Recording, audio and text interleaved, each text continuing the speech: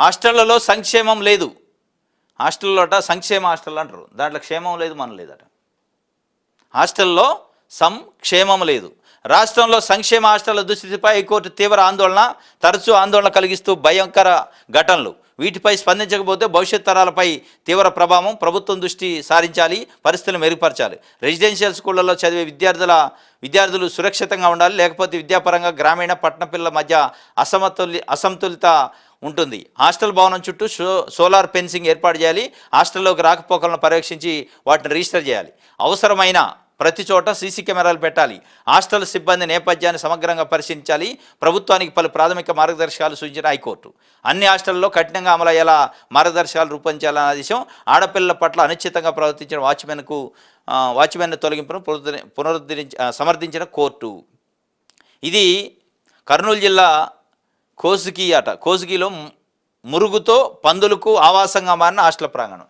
ఇవి చూడండి ఎట్లుందో, మనుషులు ఉన్నట్లేదు. ఇది డంపింగ్ యార్డ్ లెక్క ఉంది. సోషల్ వెల్ఫేర్ హాస్టల్ డంపింగ్ యార్డే పక్కన ఈ వాసన, దోమలు. ఇక అక్కడే పడుకోవాలి, అక్కడే తినాలి వాళ్ళు ఆ బిల్డింగ్లోనే. ఇక ఇది పరిస్థితి. దీనిపైన సంక్షోభ హాస్టల్ అని పెట్టింది. సంక్షేమ హాస్టల్ కావాలి, సంక్షోభంలో ఉన్నాయి. ఈ సంక్షోభం పైన హైకోర్టు కొన్ని కీలకమైన సూచనలు చేసింది ప్రభుత్వానికి. కానీ ప్రభుత్వానికి తెలవక కాదు, రాజకీయ నాయకులకి తెలవక కాదు. రాజకీయ నాయకులకి ప్రభుత్వానికి చాలా స్పష్టమైన అవగాహన ఉంది హాస్టల్స్ పైన, కానీ వాళ్ళు చేయరు. అక్కడ చదివేది ఎస్సీ ఎస్టీ బీసీ బిడ్డలు. వాళ్ళ గురించి ఆలోచించే వాళ్ళు క్యాబినెట్లో లేరియాల, వాళ్ళ గురించి ఆలోచించే వాళ్ళు ప్రభుత్వాల్లో లేరియాల, వాళ్ళ భవిష్యత్తు గురించి ఆలోచించే వాళ్ళు లేరు. ఎవరి గురించి ఆలోచించే ప్రభుత్వాలు, క్యాబినెట్, మంత్రులు, ముఖ్యమంత్రులు ఉన్నారంటే సూటు బూట్లు వేసుకున్న వాళ్ళు, పారిశ్రామికవేత్తలు, పెట్టుబడిదారులు, పెత్తందారులు, వీళ్ళ గురించి ఆలోచిస్తున్నారు. సంపదని ఎట్లా పెంచాలి వాళ్ళకి, ఇగో ఈ కథ ఆలోచిస్తున్నారు తప్ప వీళ్ళ గురించి ఆలోచించే వాళ్ళు అసెంబ్లీలో లేరియాల. అసెంబ్లీలో చర్చించేవాళ్ళు లేడు, అసెంబ్లీలో మాట్లాడేవాడు లేడు.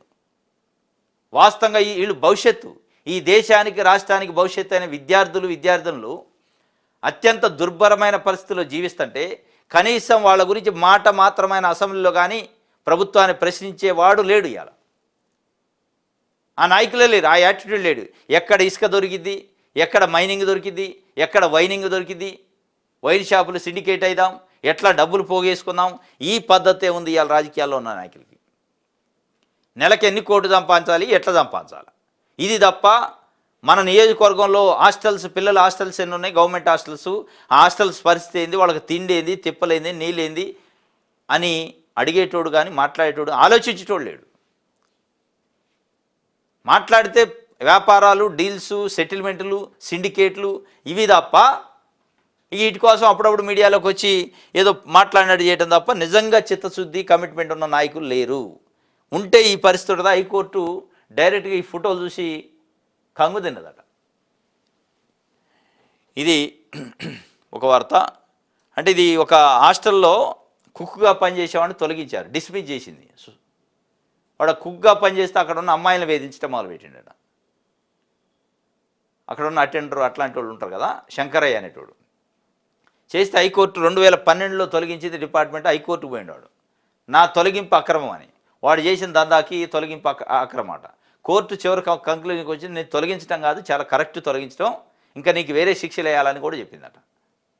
తొలగించడంలో తప్పు లేదు, సమర్థించింది, తొలగింపుని సమర్థించి అసలు హాస్టల్లో బాలికలకి, గర్ల్స్కి సంబంధించి భద్రతా చర్యలు ఏమున్నాయి, వాళ్ళని గాలికి వదిలేశారు, సంక్షోభంలో ఉన్నాయి, వాటిని జాగ్రత్తగా కాపాడండి అని చెప్పి కూడా చెప్పింది. ఎక్కడెక్కడ సీసీ కెమెరాలు పెట్టండి, సోలార్ ఫెన్సింగ్ పెట్టండి అని కూడా చెప్పింది.